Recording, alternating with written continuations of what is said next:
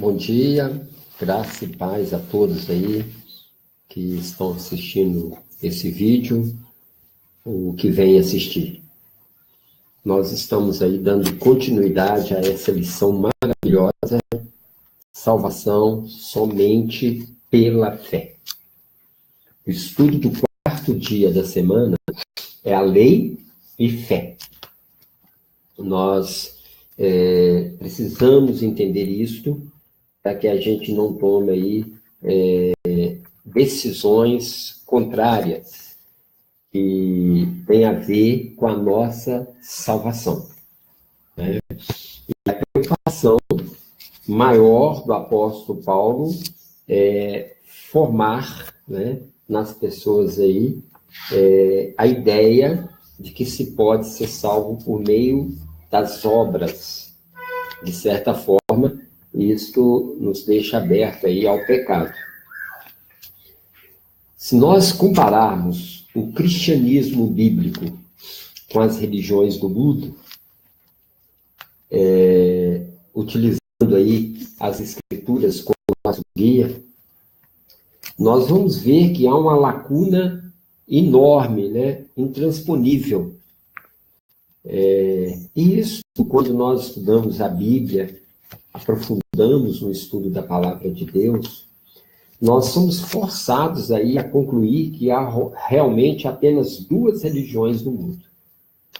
O cristianismo bíblico, de um lado, e todas as outras religiões do outro.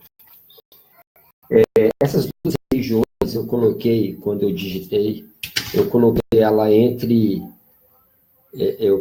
ela entre aspas. Essas duas religiões, elas são diferenciadas principalmente por aquilo que ensinam a respeito da salvação. Como uma pessoa pode ser salva, como uma pessoa pode chegar ao céu. O cristianismo verdadeiro, ele ensina que é pela graça. E como resposta a esse presente divino, o adorador, ele vai praticar as obras da lei. As outras religiões cristãs, né? Mais uma vez eu coloquei entre aspas, ou não, né? Já entende que a salvação é pela prática das boas obras, ou apenas pela graça, sem mudança de comportamento, né? Não tem aí o equilíbrio, né? E é isso que a lição está querendo chegar, que nós chegamos à conclusão justamente neste ponto, o equilíbrio. Né? Nós, uma vez salvo pela graça, não quer dizer que a gente vai virar um pecadeiro. E uma vez que procuramos ser obediente, não quer dizer que a salvação é resultado da minha obediência. Então, é esse ponto de equilíbrio é que nós devemos chegar, né? O que a Bíblia realmente ensina. Então, a verdade é que Deus fez o que nós não podemos fazer. Mas aquilo que podemos fazer, Deus não vai fazer para a gente. Ele exige que nós façamos. Não é isso? Pensar em ser salvos por meio das obras, ele nos deixa aberto ao pecado, por quê? Porque exclui Cristo. E quem faz isso está condenado ao paganismo e à salvação. Por quê? Qualquer tentativa, gente, de merecer a salvação por meio das nossas obras não é apenas uma coisa fútil, mas é impossível. Porque a Bíblia diz que qualquer um que guardar toda a lei, mas tropeçar num ponto, é culpado por todos. Leia Tiago 2,10. E tentar a salvação por esse meio é uma negação da infinita penalidade imposta por Deus, que é uma rejeição do dom inefável de Deus é um repúdio a que Cristo realizou por nós na cruz do Calvário. E ainda mais, né, como está escrito aí, ninguém consegue. Né? Mas como Paulo ele explicou a relação entre a lei e a fé no livro de Gálatas. Abra aí Gálatas 3, 21 e 23. Né? E ali está dizendo que a fé nos liberta de estar debaixo da lei sob a sua custódia. Né? A intenção original de Deus era a graça. Né? Mas a lei ela foi dada para tornar o homem consciente do pecado. Ela como instrutor. Então, preparando para que pudesse ser salvo pela graça. A lei nos conduz a Cristo. Então, foi o Senhor Jesus quem manifestou a graça de Deus aos homens. Então, nele, na pessoa de Jesus Cristo, a lei cumpre o seu principal propósito. Ela aprisiona todos debaixo de si e nos leva a Cristo para sermos libertos e salvos pela graça mediante a fé. Por isso o texto aí, ele diz que a lei foi o nosso tutor até Cristo. Agora, se porém uma pessoa não reconhece em Cristo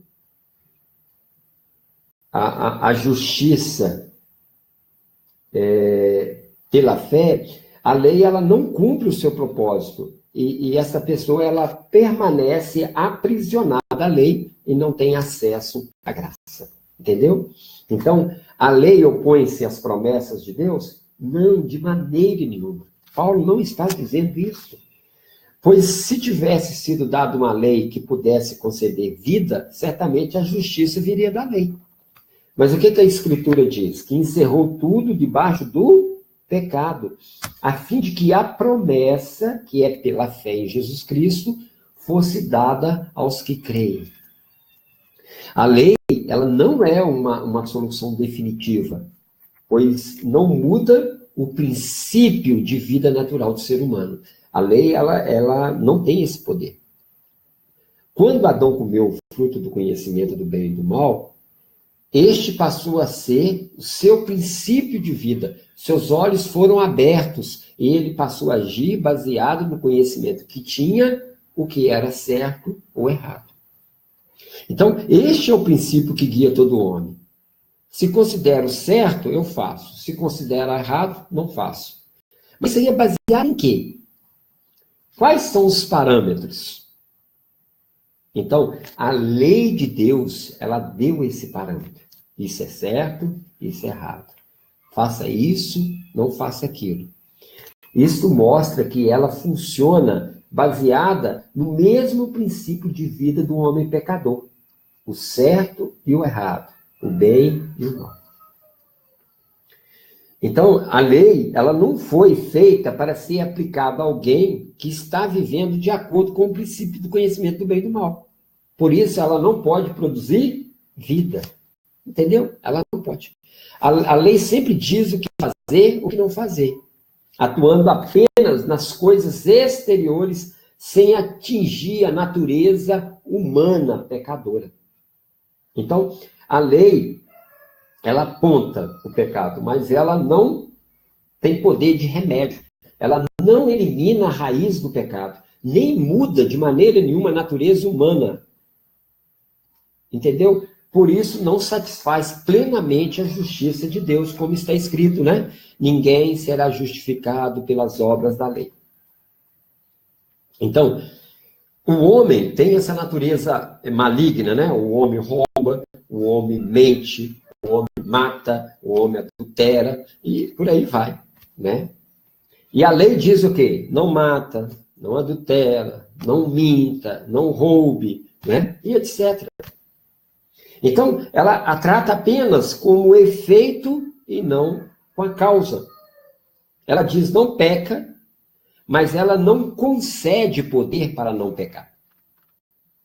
Então, a lei, ela evidencia ela evidencia o que o ser humano é, mas ela não concede, ela não pode fazer com que o homem seja diferente.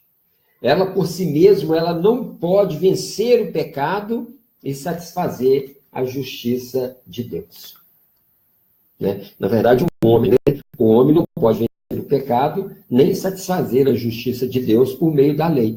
Ele precisa de um milagre interior, algo que substitua seu coração arruinado por outro. Né? Precisa de uma mente renovada, precisa ser perdoado de seus pecados, e ainda mais, precisa ser livre do pecado e viver baseado em outro princípio de vida. É meio complicado, né? Mas é isso aí. A lição, ela está querendo esclarecer esse assunto bastante complexo, né? Que muitas pessoas acabam aí entendendo tudo mal. Um abraço a todos. Daqui a pouco vamos comentar a lição de ontem, de quinta-feira.